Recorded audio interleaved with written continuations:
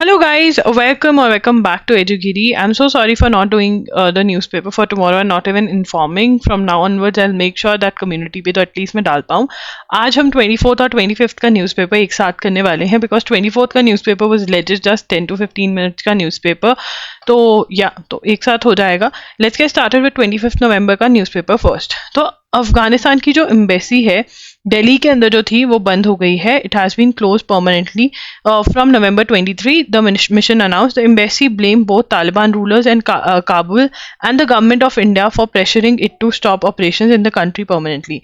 The embassy has stopped functioning had stopped functioning on September 30 when senior Afghan diplomats and the ambassador representing the government of Islamic Republic of Afghanistan left India. The mission said it is now for the Indian authorities to decide on the future course of action. The responsibilities of diplomats appointed by Islamic Republic of Afghanistan has officially come to an end. With the permanent closure of the embassy, the Islamic Republic of Afghanistan, the diplomatic presence of the pre-Taliban regime in Afghanistan has come to an end. अब यहाँ पे क्या कह रहे हैं? What is Taliban? देखिए यहाँ पर आपको समझना पड़ेगा कि तालिबान जो कि एक टेररिस्ट ऑर्गेनाइजेशन जिसको लोग मानते थे, जिसको कंट्रीज टेररिस्ट ऑर्गेनाइजेशन मानते थे, वो आज की डेट में अफगानिस्तान जो कि एक कंट्री है उसको रूल कर रहा है, उसके कंट्रोल के अंदर है. ठीक है ना. इससे पहले अफगानिस्तान की अपनी एक गवर्नमेंट होती थी जो कि यूएस से बैक कर रहा था और फाइट कर रहा था तालिबान को. अल्टीमेटली यूएस से अफगानिस्तान से निकल गया और ये वाली गवर्नमेंट के लोगों को भागना पड़ गया और तालिबान केम इन कंट्रोल विद अफगानिस्तान. ठीक है ना. अब यहाँ पर ये कहते हैं कि तालिबान का जो फ्लैग है वो लगाने दो, ये सब लगाने दो, ये भी कंट्रोवर्सीज हैं. तो हमें क्या बताना चाहिए? हमें आप ये लिखेंगे अफगानिस्तान अफगानिस्तान एम्बेसी परमानेंटली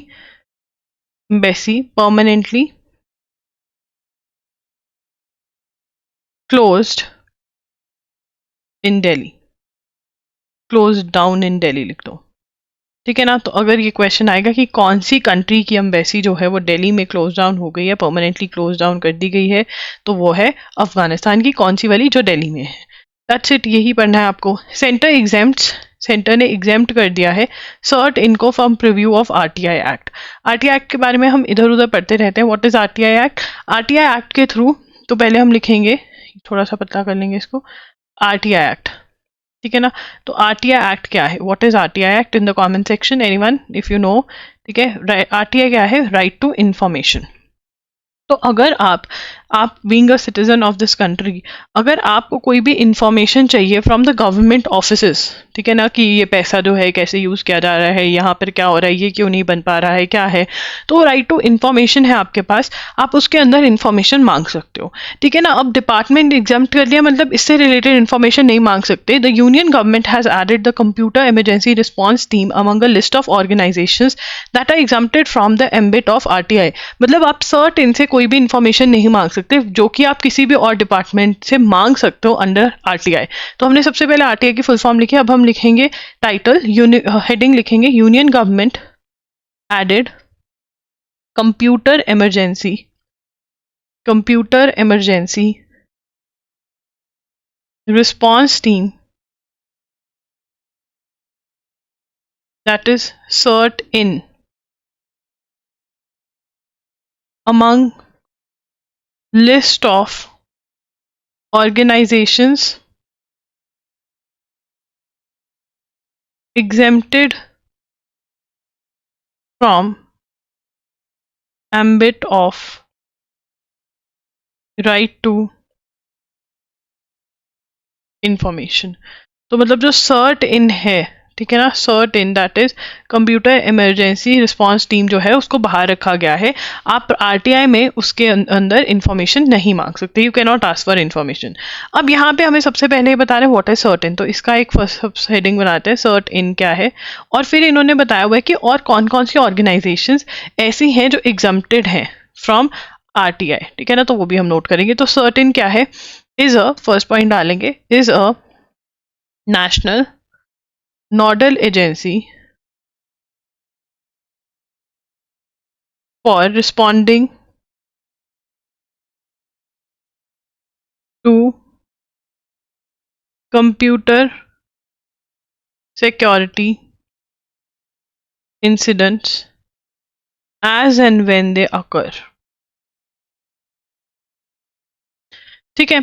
अब यहाँ पर क्या है, सर्टेन क्या है, एक नेशनल नोडल एजेंसी है जो क्या करती है, रिस्पॉन्ड करती है कंप्यूटर सिक्योरिटी इंसिडेंट्स को as and when they occur. For example AIIMS जो है बड़ा हॉस्पिटल है दिल्ली के अंदर इंडिया में, ठीक है, उसके ऊपर अटैक हो गया था, cyber attack, internet attack, certain आएगा वहां पर। तो जो कंप्यूटर सिक्योरिटी रिलेटेड इश्यूज हैं गवर्नमेंट ऑफ इंडिया के, वो ये हैंडल करता है गवर्नमेंट के। ठीक है, द सर्टेन इज द, यहाँ से पढ़ा था मैंने, is the national nodal agency for responding to computer security incidents as and when they occur. One of its primary objective is enhancing security awareness among citizen. Security awareness बढ़ाते हैं। It functions under ministry of electronics and information technology. ये बहुत important है, लिखेंगे functions under, लिखेंगे functions under ministry of, functions under ministry of electronics and information technology. ठीक है, there are 26 other intelligence and security organizations established by union government such as Intelligence Bureau Research. 26 other intelligence and security organizations established by government. ठीक है, ये सारी organizations हैं, they are exempted under RTI. ठीक है, तो मैंने बताया था सेकंड पॉइंट यही बनेगा, other organizations exempted under RTI. वो और कौन कौन सी ऑर्गेनाइजेशंस हैं that are exempted under RTI. ठीक है, वो कौन कौन सी ऑर्गेनाइजेशंस हैं, सबसे पहले which is the organisations, in 26 intelligence, 26 intelligence, 26 intelligence and security organisations established by union government such as Intelligence Bureau, such as Intelligence Bureau, Research and Analysis Wing, that is RAW, Directorate Enforcement। Directorate enforcement क्या करता है, money laundering के cases देखता है। What is money laundering, illegal तरीके से अगर कोई पैसे कमा रहा है तो वहां पर कौन इन्वेस्टिगेट करेगा, directorate enforcement. National technical research organisation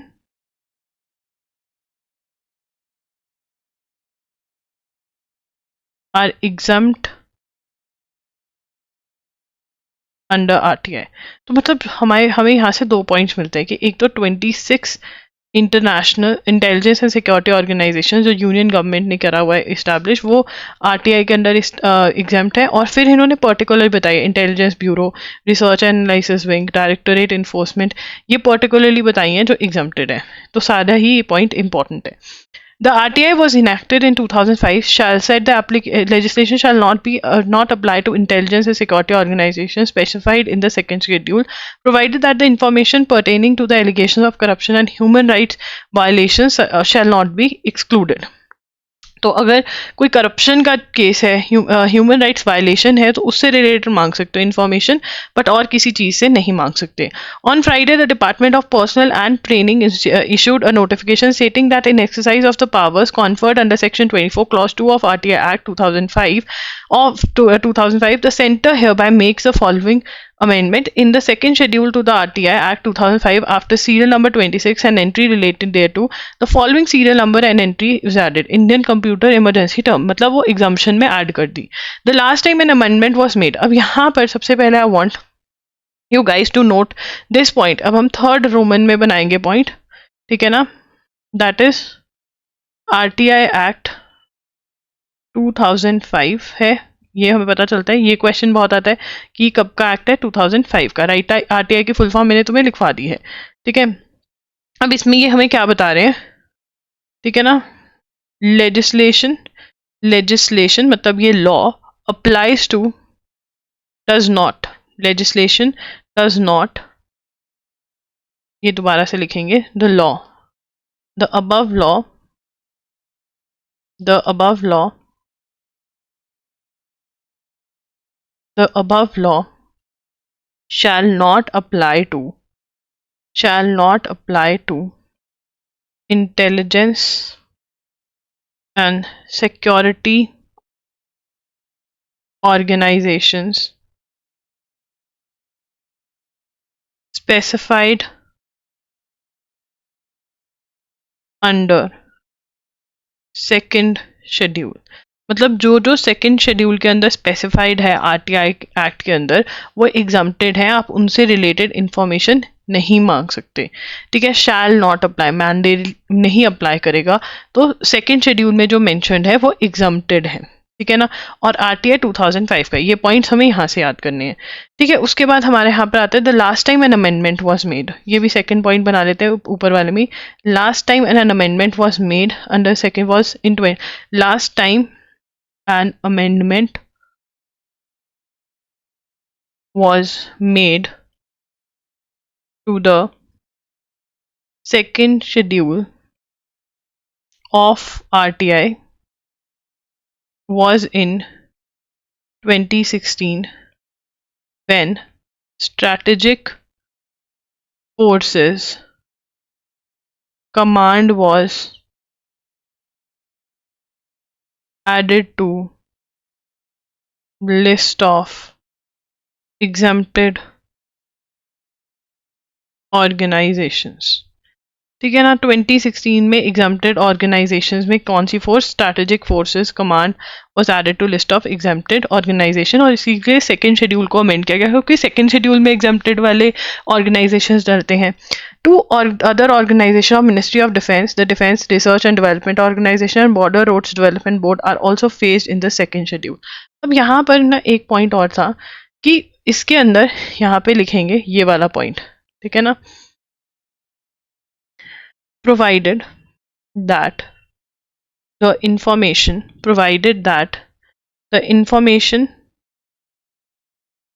pertaining to allegations of corruption and human rights violation shall not be excluded। But अगर इन्हीं ऑर्गेनाइजेशंस जो सेकंड, और यहाँ पे आपको एक बात तो समझ में आ गई होगी कि आरटीआई के अंदर कोई भी इंफॉर्मेशन मांग सकता है किसी भी डिपार्टमेंट से लेकर, बट कुछ एग्जम्प्टेड है, मतलब इनसे रिलेटेड आप इंफॉर्मेशन नहीं मांग सकते। वो एग्जम्प्टेड ऑर्गेनाइजेशन आरटीआई एक्ट के सेकेंड शेड्यूल में दी हुई है, बट सेकेंड शेड्यूल के अंदर जो दी हुई है अगर उसके अंदर करप्शन या फिर ह्यूमन राइट्स वायलेशन रिलेटेड है, एलिगेशंस रिलेटेड टू करप्शन या ह्यूमन राइट्स वायलेशन से रिलेटेड है, तब वो आरटीआई जो है वो इंफॉर्मेशन जो चाहिए वो मांग सकते हैं, वो डिनाई नहीं कर सकता कोई भी। ठीक है, ये हमें पता चलता है। उसके बाद यहाँ पे इन्होंने बताया कि मिनिस्ट्री ऑफ डिफेंस की, ठीक है ना, मिनिस्ट्री ऑफ डिफेंस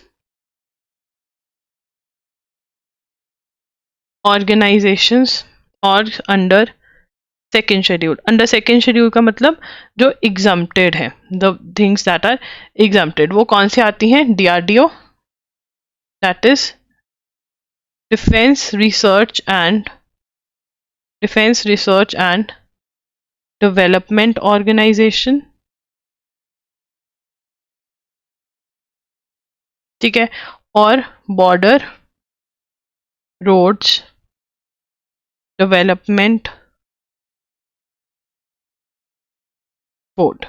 ठीक है जी, ये दो जो हैं ये भी एग्जम्प्टेड है। तो डीआरडीओ, ठीक है ना, एग्जम्प्टेड है, और कौन सा एग्जम्प्टेड है डीआरडीओ के साथ बॉर्डर रोड्स डेवलपमेंट बोर्ड भी। ठीक है ना, तो ये हमारा एग्जाम्पशन वाले पॉइंट्स हो गए विच इज़ वेरी इंपॉर्टेंट, हमने डिटेल में सब कर लिया, यहाँ से क्वेश्चन एक्सपेक्टेड है। चलिए आगे चलेंगे। अब यहाँ पर हम पढ़ रहे हैं कि जैसे चाइना के अंदर कोविड आया था, ठीक है, वैसे एक और बीमारी ऐसा लग रहा है कि आ चुकी है। Nearly 4 years after the novel SARS-CoV-2 coronavirus emerged in Wuhan, the capital of Hubei province in China, resulting in the deadliest pandemic that world has faced in 100 years. The news of an outbreak of influenza-like illness in Beijing, Liaoning, and other places in China since mid-October has raised concerns about the emergence of yet another new virus. In what appears to be a replay of the early days of COVID-19 pandemic, वो कह रहे हैं कि ऐसा लग रहा है कि जैसे COVID-19 पैंडमिक के अर्ली डेज थे चाइना में, क्योंकि चाइना में सबसे पहले COVID-19 आया था, वैसे ही ये वायरस भी लग रहा है रहा है। चाइना ने बहुत ही कम इंटरेस्ट शो किया है, WHO को, वर्ल्ड हेल्थ ऑर्गेनाइजेशन को अलर्ट नहीं किया है। China's national health commission failed to report the WHO the large number of undiagnosed pneumonia cases among children. ठीक है, अब यहाँ पे हम लिखेंगे China failed to China failed to report undiagnosed pneumonia cases among children. Worries as it looks like COVID-19 beginning. ठीक है, worry इसलिए है। The other striking similarities to the 2019 outbreak are reported of the cluster in local media and ProMED, a publicly available surveillance system for infection diseases outbreak more than a month after the respiratory illness spike and WHO becoming aware of the issue only through media reports. ठीक है, मतलब पहले भी China ने directly जाके world को नहीं बोला था कि ये फैल गया है, आप ध्यान रखिए, ये मीडिया रिपोर्ट्स, चाइना की मीडिया रिपोर्ट से पता चला था कि हाँ ऐसा सा कुछ हो रहा है। ठीक है ना, तो इसलिए ये सिमिलैरिटीज दिख रही हैं ऑदर को। तो यहाँ पर वन रीजन तो ये क्या है, इसमें वरीज इसलिए है क्योंकि COVID-19 के ये क्या है, रेस्पिरेटरी इलनेस, ये जरूर लिखिए टर्म, रेस्पिरेटरी इलनेसेस लग रही हैं ये। One reason for China's reluctance to keep the global health body informed could be that surge in increase in respiratory illness was driven by known pathogens, including वो कह रहे हैं कि pathogens, bacterial infection और virus infections और known bacteria से है। On November 23, details shared with WHO by China indicated that spike in cases and hospitalization among children were due to mycoplasma pneumonia since May and RSV, adenovirus and influenza since October। तो यहां पर उनको पता चला है, ये लिखेंगे as per reports shared by China with WHO,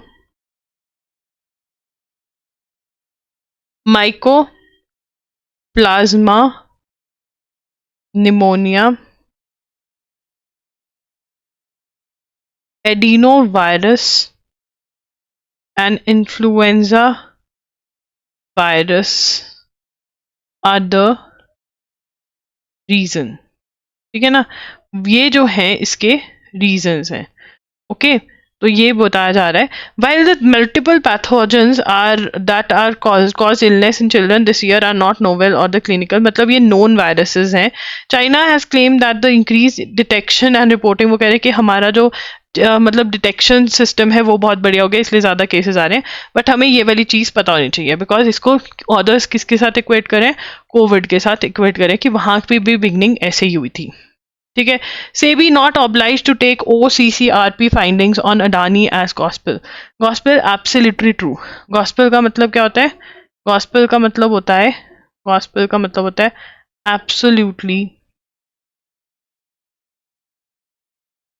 true. The Supreme Court on Friday said the Market Regulation, Securities and Exchange Board of India cannot be expected to accept a gospel truth foreign media। अब यहाँ पर क्या हो रहा है, देखिए आपको ये जो पॉइंट मैं नोट मतलब बता रही हूँ, ये समझाने के लिए करवा रही हूँ। फॉरेन मीडिया, ठीक है, फॉरेन मीडिया मतलब फॉरेन न्यूज़पेपर्स, वेबसाइट्स, ये क्या करती हैं, ठीक है ना, न्यूज़पेपर्स, वेबसाइट, ये क्या करते हैं, कुछ भी एलिगेशन किसी भी कंट्री पे इंडिया की लगा देते हैं। ठीक है ना, एलिगेशंस लगा दी, ये कंपनी जो है ये कर रही है। अब सुप्रीम कोर्ट कह रहा है कि जो ये जो ऑर्गेनाइजेशंस हैं, न्यूज़पेपर वाले हैं, वेबसाइट वाले हैं, फॉरेन मीडिया है, इनको एविडेंस नहीं चाहिए, इनको थोड़ा सा भी कुछ लगा ये स्टोरी डाल देंगे, राइट, ये बना करके लिख देंगे। बट जहाँ पर सेबी की बात आती है, ठीक है, सेबी क्या होती है, securities and exchange board of India, ठीक है ना, जो रेगुलेट करती है बहुत सारी चीज़ों को, तो उसके अंदर शेयर्स वगैरह, शेयर मार्केट को, ठीक है, उनको एविडेंस चाहिए। अगर किसी कंपनी को कहना है कि अच्छा तुम ये गलत कर रही हो, तो एविडेंस चाहिए, प्रूफ चाहिए। वो कोई ऐसा नहीं है कि कुछ भी अला करके बोल देंगे, ऐसे तो कोई भी फंस जाएगा।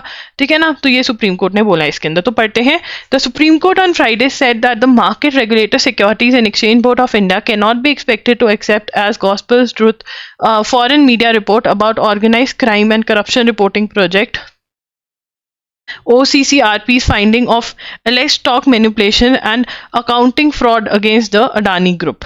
ठीक है, अब एक और ग्रुप जो है इसने, मतलब एक तो था हिंडरबर्ग वाला, यूएसए का हिंडरबर्ग वाले ग्रुप ने कहा था, ठीक है, अब एक और ग्रुप, सेकंड ग्रुप आ गया है जिसका नाम है organise crime and corruption reporting project, जो कह रहा है कि अडानी ने ये फ्रॉड किया है। ठीक है, तो अब इसके अंदर सेबी कह रहा है कि मुझे तो एविडेंस नहीं मिल रहा बहुत सारी चीजों पे, तो यहाँ पर we are not discrediting the reports but we can not certainly say that they are evidence for the सेबी। वो कह रहे हैं कि आप हर चीज को थोड़ा हम मान सकते हैं। Mister Bhushan asked in court if journalist can get hold of all these details, how is it that SEBI, with the vast powers of investigation, is not able to? A statutory body like SEBI is found evidentiary requirements है, evidence चाहिए, ऐसे किसी के कहा सुने पे नहीं वो कर सकते। ठीक है, the court reserved judgment on plea Mr. Bhushan to former। अब यहाँ पर इन्होंने क्या केस फाइल किया है, ठीक है ना, अदानी केस ये लिखेंगे और फिर शॉर्ट में स्टोरी लिखेंगे, case filed in supreme court, case filed in Supreme Court that SIT, that is Special Investigation Team, to investigate Adani Hindenburg allegations headed by former Justice A.M. Sapre,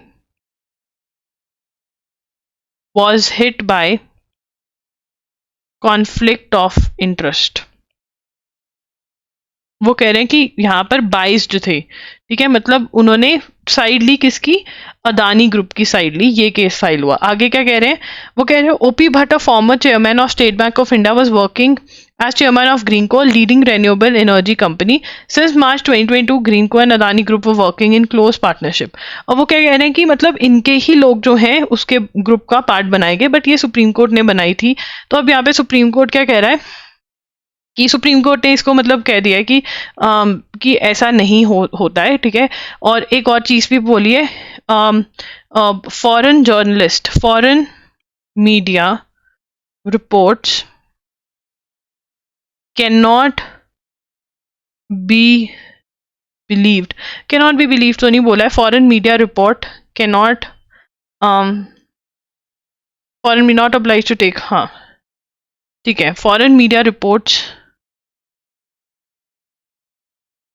SEBI not obliged to consider। ठीक है ना, वो कहते हैं कि जो media वाला है वो तो कहीं सुनी बात भी कर लेगा, बट अगर सेबी ऐसे करने लगे फिर तो कोई कंपनी, किसी को भी आप कहीं सुनी पे तो कुछ भी कर सकते हो। हमारे यहाँ तो चुगलियां इतनी होती हैं। ठीक है, WHO confirms sexual spread of mpox in Congo for the first time। Now this is important, लिखेंगे World Health Organization confirmed sexual transmission of mpox or monkeypox in Congo for first time। The country experienced its biggest outbreak ever, which has infected over 12,500 and killed about 580। A worrying development, the scientists warn, could make it difficult to stop the disease। Now इसके अंदर क्या है कि अगर sexually भी अगर किसी को है और उसके साथ सेक्स कर लेता है दूसरा, तो उसको भी मंकी पॉक्स हो जाएगा। ये कॉन्गो में कंफर्म कर दिया, पहले ये डाउटफुल था बट अब ये कंफर्म्ड है। ठीक है, China allows people from 6 countries to enter without visa, Netherlands, Malaysia, Spain, Germany, Italy, France. ठीक है, ये भी इतना ज़्यादा हमें पढ़ने की जरूरत नहीं है, अगर डिस्कशन होते तब देखेंगे। Providing relief to patients with rare diseases across India, union home health ministry has made available generic drugs to support the care and treatment of 4 elements. Tyrosinemia type 1। तो रेयर डिजीजेस क्या होती हैं, rare diseases is a health condition of a particular low prevalence, मतलब ज़्यादा लोगों को नहीं होती, बहुत कम लोगों को होती है, उन rare that affects a small number of people. Rare disease क्या होती है, जो स्मॉल नंबर ऑफ पीपल को इफेक्ट करती है, ये नोट करने की जरूरत नहीं है, आगे चलेंगे। Odisha revokes nod for transfer of tribal land to non tribals. तो यहाँ पे पहले एक लॉ आया था कि ट्राइबल लैंड जो है, जो शेड्यूल्ड ट्राइब्स को बिलोंग करते हैं, वो नॉन ट्राइबल्स को ट्रांसफर हो सकते हैं, बट अब वो वापस ले लिया गया है. The Naveen Patnaik government on Friday announce that it has withdrawn the decision to amend Odisha scheduled areas transfer of immovable property regulation 1956 which would have allowed transfer of tribal land to non tribal. ठीक है ना. तो यहाँ पे लिखेंगे Orissa government withdrew decision which would allow transfer of tribal land to non-tribals. The government has put the decision on hold. ठीक है ना. तो यहाँ पर क्यों, why? Tribal were not happy. That is why ये कर दिया है कि अब ट्राइबल को नॉन ट्राइबल को लैंड नहीं ट्रांसफर हो पाएगी. डिसीजन विड्रू कर लिया, पहले अलाउ किया था. ठीक है जी. आगे चलेंगे. अब यहाँ पर दोबारा से गवर्नर वाला issue. The chief justice said the Kerala. अब ये पढ़ेंगे हम. तो गवर्नर वाला इशू पता है ना कि वो बिल नहीं पास करते. अब क्या बोल दिया सुप्रीम कोर्ट ने कि आपको बिल्स जो हैं, ठीक है, अब यार चलो यहाँ पे समझ ही लेते हैं सुप्रीम कोर्ट ने क्या बोल दिया फाइनली. ठीक है. अब सुप्रीम कोर्ट ऑन गवर्नर. ठीक है. अगर आप ये नोट भी करना चाहते हैं तो कर सकते हैं. अब हमने बार बार पढ़ा था कि आर्टिकल 200 जो है उसके अंदर क्या ऑप्शंस है गवर्नर के पास. बिल कैसे आता है. What is a bill. Bill is a proposed law. कि लॉ कैसा होना चाहिए, बिल बताता है वो. अब प्रपोज्ड लॉ हो गया, बिल आ गया, इसके ऊपर डिस्कशन होगी, वोटिंग होगी, सब कुछ होगा, है ना. वोटिंग होगी, ये पास हो गया बिल. ठीक है ना. अब ये बिल किसके पास जाएगा, गवर्नर के पास. अब जब तक गवर्नर इसको पास नहीं करते तब तक ये लॉ नहीं बनेगा. ठीक है ना. ये प्रपोज लॉ ही रहेगा. तो लॉ से प्रपोज लॉ से लॉ तक का सफर ये रहता है. और जो लैंग्वेज कही जाती है वो कहते हैं assent. Governor grants the assent, मतलब अप्रूवल. यस बोलता है जिसको governor, assent to the bill. ठीक है. अब गवर्नर के पास, जब यहाँ से यहाँ तक गवर्नर के पास आता है, गवर्नर के पास क्या ऑप्शंस होते हैं वो पढ़ते हैं. Governor can assent, give assent, मतलब अप्रूवल दे सकता है. ठीक है ना. कैन गिव एसेंट, अप्रूवल दे सकता है. Withhold accent.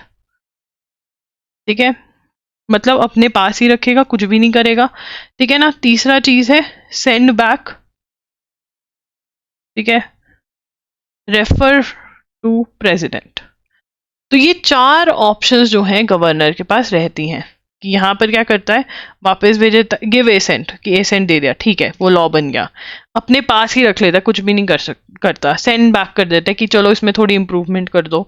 Refer to the president. अब प्रॉब्लम कहाँ पे थी, प्रॉब्लम थी इस वाले से, विद होल्ड एसेंट, कि ना तो ही सेंडिंग बैक ना ही इज पासिंग, बट अपने पास रख के बैठ गए हैं. ठीक है ना. तो यहां पर अब बोल दिया है कि आप ऐसे विद होल्ड करके नहीं बैठ सकते. You will have to send back. Governor you will have to send back. ठीक है. ये बोल दिया है सुप्रीम कोर्ट ने. तो अब हम पढ़ लेते हैं. The chief justice said the Kerala governor's office should go through the judgment in the Punjab case and make up their minds on future course of action. The governor secretary should look at the judgment and see what he has to say, said CJI Chandrachud, scheduling the case for November 28. अब यहाँ पे पंजाब वाले case के अंदर governor से related judgement आई है. अब केरला वाले भी सेम ही इशू फेस कर रहे हैं कि governor of Kerala is not passing bills. ठीक है. In a previous hearing, Mr. Venugopal and advocate C.K. Sasi said delaying consent on bills had grown to be an endemic. मतलब वो बिल ऑब्वियसली यहाँ से यहाँ तक की जर्नी में यहाँ पर ही बिल रह जा रहा है और ये मेहनत तो होती जा रही है पर बिल लॉ बन नहीं पा रहा है. तो दैट वाज रॉन्ग. तो यहाँ पे the governor was a part of state legislature under article 168 and cannot act in a way contrary to the wishes of the elected representatives. अब ये क्या है, देखिए जो गवर्नर है वो नॉमिनेटेड होता है.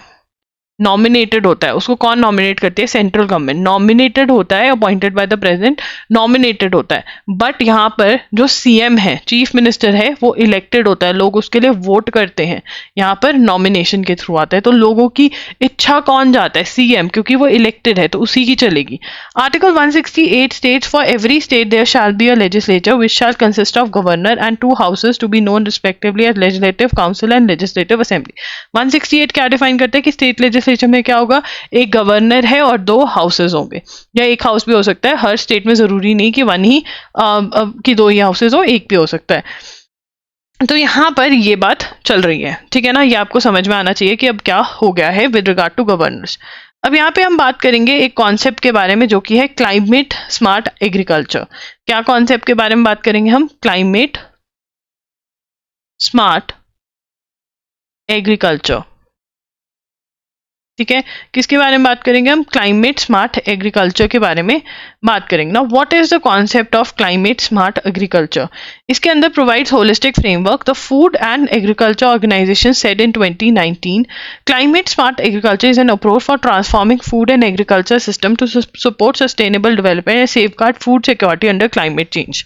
देखिए, जब से क्लाइमेट चेंज फील होना स्टार्ट हुआ है, be it through floods, be it through heat, be it through right, B through heat, हमें फील हो गया है कि हमारी जो क्रॉप्स हैं वो इफेक्ट होती हैं, राइट। तो सीएसए कंप्राइजेस, तो हमें क्लाइमेट चेंज को मद्देनजर रखते हुए अपने क्रॉप्स को सेफगार्ड करना है ताकि फूड की कमी ना हो। तो क्लाइमेट स्मार्ट एग्रीकल्चर क्या है? ठीक है, ट्रांसफॉर्मिंग लिखेंगे, transforming food and agriculture systems to support sustainable development and safeguard food security under climate change। ठीक है ना, कि फूड सिक्योरिटी कैसे लेकर आई जाए क्लाइमेट चेंज के टाइम पर। ठीक है ना, अभी क्या था, ज्यादा से ज्यादा खाना उगा लो, बट अब क्लाइमेट चेंज है, हीट ज्यादा हो गई है, गर्मी बढ़ गई है, क्रॉप सस्टेन नहीं कर पा रही है, कहीं पे सूखा पड़ रहा है, कहीं पे बहुत ज्यादा बारिश हो रही है। तो कैसे फूड सिक्योरिटी होगी, कैसे खाना जो है वो उगाएं कि वो क्लाइमेट चेंज के साथ हमारा क्रॉप जो है खराब ना हो। ठीक है, तो इसके अंदर 3 पिलर्स हैं, 3 ऑब्जेक्टिव्स हैं। Sustainable increase in agriculture productivity, adapt and build resilience to climate change, reduce and remove green house gases. इसके 3 ऑब्जेक्टिव्स हैं, तो लिख देंगे 3 ऑब्जेक्टिव्स। Second point, 3 objectives. खाना बंद नहीं होना चाहिए, ठीक है। 1 is sustainability, increase in agriculture productivity, ठीक है ना। Adapt and build resilience to climate change. C is reduce or remove GHG, that is greenhouse gases। तो इसके बेसिकली 3 ऑब्जेक्टिव्स हैं। वो क्या है? एग्रीकल्चर प्रोड्यूस बढ़ाना ताकि फूड सिक्योरिटी रहे, क्या, ताकि कभी भी फूड की कमी ना हो, सबको खाना मिल सके, ठीक है ना। क्लाइमेट चेंज से लड़ना, ऐसी क्रॉप बनाना जो क्लाइमेट चेंज से लड़ सके। ग्रीन हाउस गैसेस की एमिशन ना होना, क्यों? क्योंकि ग्रीन हाउस गैसेस जो हैं वो क्या कॉज करती हैं? वो पॉल्यूशन करती हैं, इसीलिए ये सब इनके ऑब्जेक्टिव रहते हैं। आगे पढ़ेंगे। Now, dimensions of climate smart practices include water smart, weather smart, energy smart, carbon smart practices. They improve productivity, deal with land degradation and improve soil health. Soil health को भी देखना है। ऐसा नहीं है कि क्रॉप बढ़ाने के लिए इतना ज़्यादा फर्टिलाइजर, इतना सब कुछ डाल दिया तो क्रॉप जो सॉइल है वो खराब हो गई, जो कि अभी हो भी रहा है।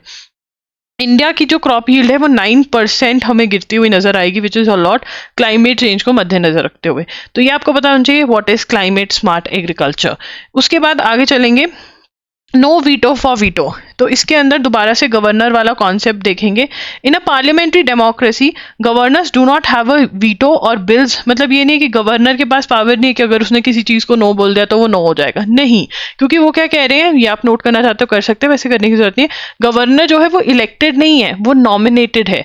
पावर किसके पास लाई करती है, पावर जो है वो इलेक्टेड के पास लाई करती है, नॉमिनेटेड के पास नहीं। ये तो नॉमिनेटेड हेड है ऑफ द गवर्नमेंट, नॉमिनेटेड है, ठीक है ना। एक्चुअल पावर चीफ मिनिस्टर और उसकी मिनिस्टर्स के पास लाई, काउंसिल ऑफ मिनिस्टर्स के पास लाई करती है, क्योंकि इन लोगों को लोगों ने इलेक्ट किया है कि ये हमारे दुख तक जानते हैं, ये लॉ बना सकते हैं, ना कि गवर्नर। तो गवर्नर नहीं रोक सकता, जो हमने पीछे भी पढ़ा था। This is the crux of supreme court ruling in a case arising from Punjab after governor Banwari Lal Purohit withheld assent to some bills passed by the state assembly on the pretext that they were adopted in an illegal session of the house. The court's reading of the scheme of Article 200, which deals with grant of assent, is in line with the core tenet of parliamentary democracy that an elected regime responsible to the legislature runs states aware. अब वो क्या कह रहे हैं कि court ने जो judgement दी है वो क्या मद्देनजर रखते हुए दी है कि ये इलेक्टेड नहीं है भाई, ये नॉमिनेटेड है। चीफ मिनिस्टर और मिनिस्टर इज इलेक्टेड है, they have the power to make laws, not the governor, ठीक है ना। तो यहां पर वो कह रहे हैं कि जहां पर आर्टिकल 200 में लिखा हुआ है कि विद होल्ड कर सकते हैं एसेंट गवर्नर, आपको उसको ये भी याद रखना है कि एज सून एज पॉसिबल वो उसको वापस भी, the governor may return the bill to the house for reconsideration, but when the bill is passed again with और without changes he can not withhold assent, ठीक है ना। तो यहां पर हम लिखेंगे supreme court judgement on governor, supreme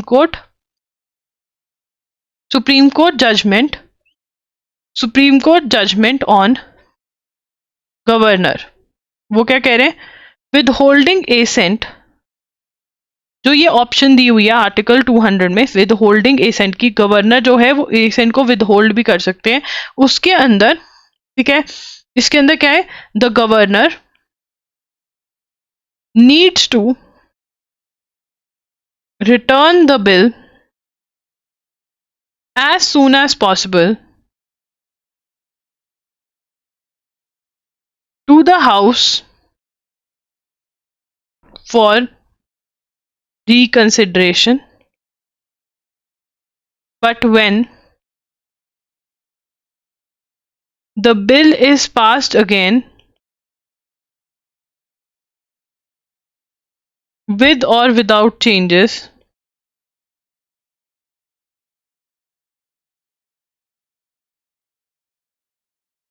he cannot withhold assent।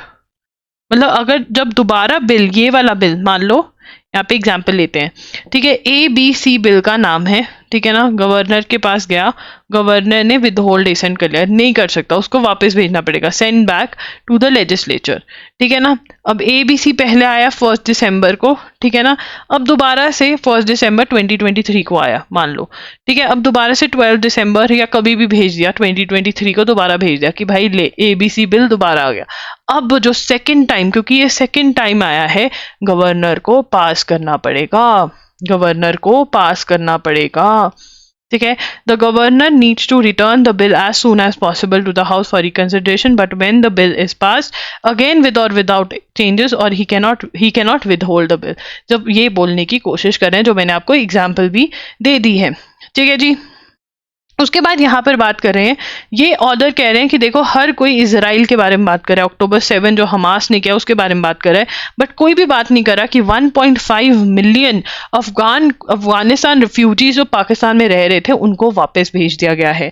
और यहाँ तक कि जो अफगानिस्तान के लोग हैं वहाँ पे बहुत सालों से रह रहे थे, उनको सिर्फ और सिर्फ ₹50,000 लेके जाना अलाउड है, जिस वजह से उनको बहुत ही चीप प्राइसेस में अपने बहुत बहुत पुराने बिजनेसेस बेचकर जाना पड़ रहा है, ठीक है। अब ये हो क्यों रहा है, पाकिस्तान ऐसा क्यों कर रहा है कि अफगानिस्तान के लोगों को कह रहा है कि आप जाओ। रिफ्यूजीज कौन होते हैं, जो इलीगली एंटर कर रहे होते हैं कंट्री में, क्योंकि अफगान तालिबान जो है वो पाकिस्तान तालिबान की हेल्प करिए। देखिए तालिबान जो है, 2 तालिबान है, एक तो अफगान तालिबान, ठीक है ना, जो इस टाइम अफगानिस्तान को रूल कर रहा है, और एक तालिबान है पाकिस्तान में, ठीक है ना। जो तालिबान पाकिस्तान है वो क्या कर रहा है, बहुत सारी बॉम्बिंग्स कर रहा है पाकिस्तान में, किसकी मदद से, अफगानिस्तान की मदद से। और इसी वजह से, और कहीं ना कहीं जो वहाँ के लोग हैं वो कह रहे हैं कि उनका भी हमें वो है, तो इसलिए हम इनको नहीं रहने देंगे, तो पाकिस्तान ने उनको बाहर भेज दिया है, राइट। तो ये वाली न्यूज़ हम बहुत बार कवर भी कर चुके हैं। अब 24 नवंबर की न्यूज़ देखेंगे हम। चलिए आइए। Governor holds no veto power over bills, ये दोबारा बिल्स वाला जो ऑप्शन था जो हमने डिस्कस किया वो आ रहा था, दोबारा पढ़ लेते हैं। The supreme court has laid down the law that a governor in case he withholds assent to a bill should send it back to the for the above state legislature as soon as possible with the message to reconsider the proposed law.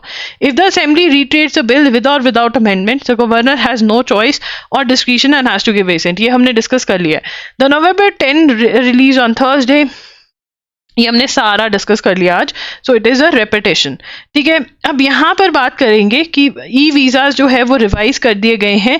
Canada के साथ हमारे क्या issue हुए थे, Canadian prime minister Justin Trudeau ने बोला था कि इंडिया मास्टरमाइंड है behind assassination of a Khalistan leader, ठीक है ना। और इंडिया ने कहा कि इन्होंने कोई एविडेंस नहीं प्रोवाइड किया। The name of the person was Hardeep Singh Nijjar, जिसको मार दिया गया, पता नहीं किसने मारा है, बट ये कनाडा वाले कह रहे हैं इंडिया ने मारा है, ठीक है ना। तो अब यहाँ पर वापस से दोबारा चीज़ हो रही है, तो इसको एक बार पढ़ लेते हैं फटाफट से। Indian citizens worldwide a significant step. Indian citizens to resume Indian decision. एक minute. India's decision to resume e-visa of Canadian citizen worldwide is a significant step towards restoring travel ties with Canada. हमारे travel ties क्यों रुक गए थे, Khalistan leader की killing का इल्जाम इन्होंने हम पर लगा दिया था, इसलिए।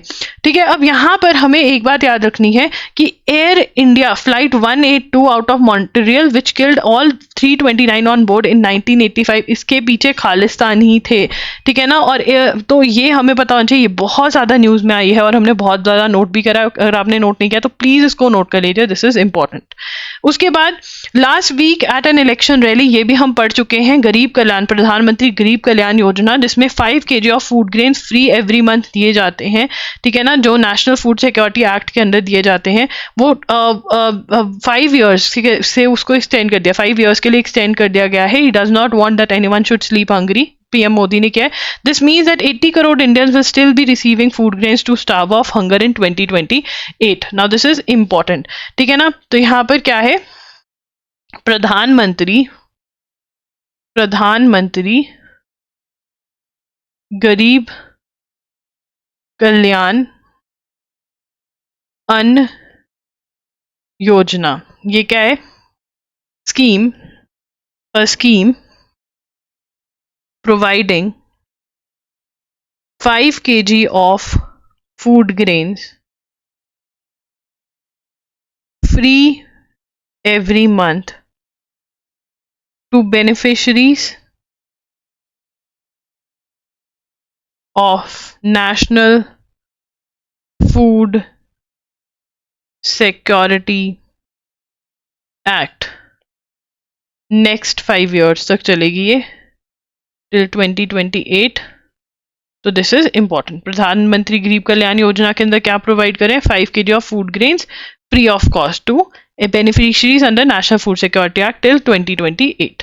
This is again important. WHO आज चाइना, ये हमने पढ़ लिया है आज, तभी मैंने कहा था रेपिटेशन है बहुत सारी। There is an almost linear relationship, CO2 जो है वो बढ़ रहा है, उसके अंदर ये हमने दोबारा से we have discussed all of this कि डॉलर US डॉलर 100 बिलियन जो है डेवलप्ड नेशंस ने डेवलपिंग नेशंस को देने हैं, जो वो नहीं दे पा रहे हैं, तो उसको दोबारा से पढ़ लेते हैं। लाइफ के बारे में बात कर रहे हैं यहाँ पे, जिंदगी, तो व्हाट इज लाइफ, ठीक है। लाइफ के बारे में क्या बात करें, लाइफ जो है, जो इंडियन क्लाइमेट चेंज, ठीक है, इंडिया ने कब क्लाइमेट चेंज के बारे में बात करी है वो देखेंगे। सबसे पहले इंडिया ने बात करी क्लाइमेट चेंज के बारे में थ्रू इंटरनेशनल सोलर अलायंस, कि हर कोई सोलर एनर्जी यूज करे कंट्रीज, उसके लिए ये लेकर आए, ठीक है ना। उसके बाद दूसरा क्या लेकर आए, पोल्यूशन, दूसरा पॉइंट क्या लेकर आए,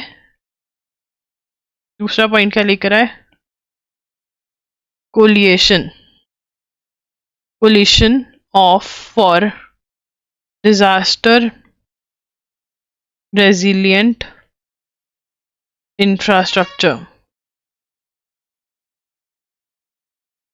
ठीक है, थर्ड क्या है, ग्लोबल बायोफ्यूल अलायंस, फोर्थ क्या है, lifestyle for environment, that is life. ठीक है ना, तो इससे क्या, तो ये इंडियन मतलब बायोफ्यूल की बायोफ्यूल यूज कर सके। बायोफ्यूल क्या है, plant based fuel, plant based fuel. ठीक है ना, तो ये इन सब के डिजास्टर से मैनेज कर सके, ऐसे इकट्ठे ऐसा कुछ करें कि अगर आगे से डिजास्टर हो सब एकजुट होकर आए।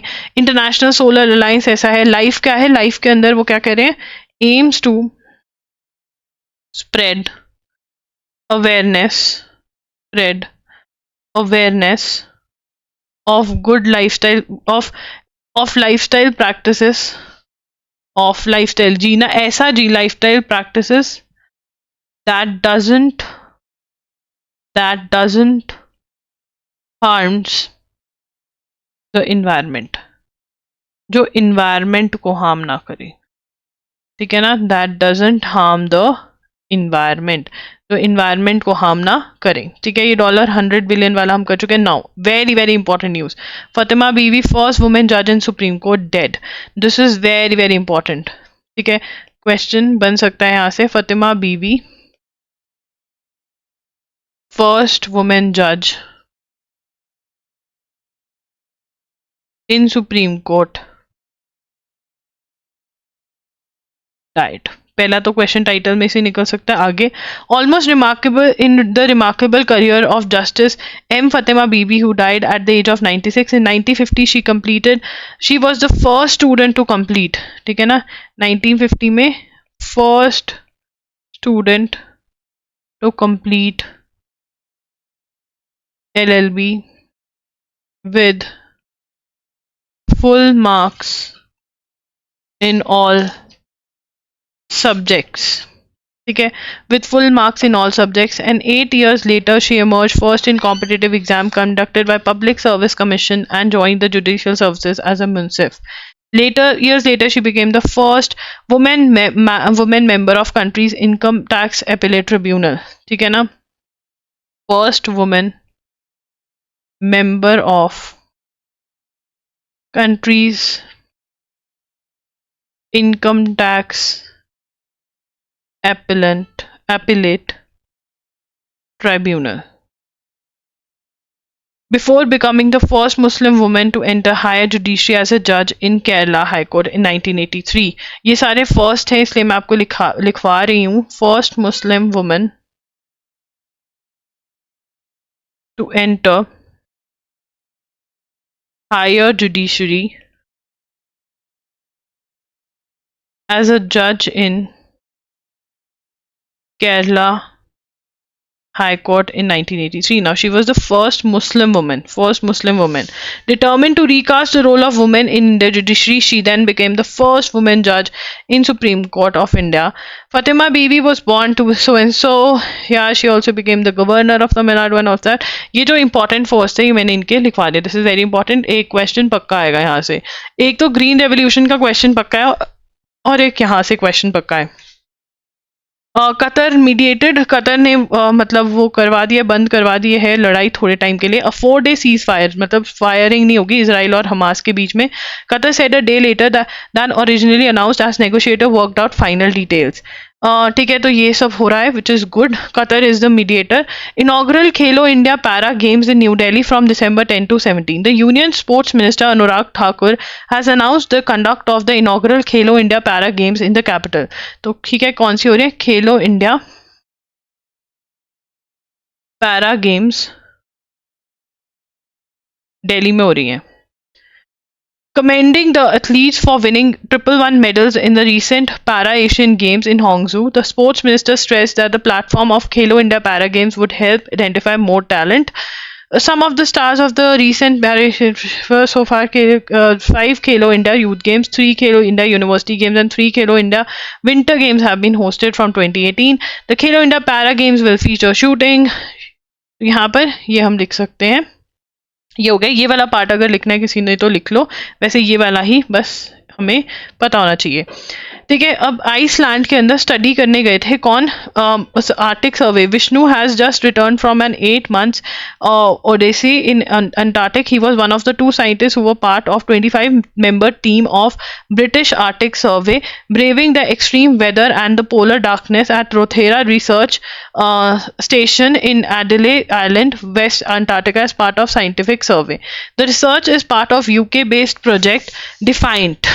ठीक है, Defiant, which set up a ground-based radar system to take measurements of sea ice. ठीक है, तो यहाँ पे पहले नोट करेंगे कि क्या है Indian on a mission to Antarctica. Antarctica नहीं, एंटार्क्टिका, यस, एंटार्क्टिक, एंटार्क्टिक। ठीक है, सबसे पहला पॉइंट। ठीक है, British Antarctic survey at Rothera Research Research Station। अब प्रोजेक्ट का नाम मैं यहाँ पे लिखूंगी।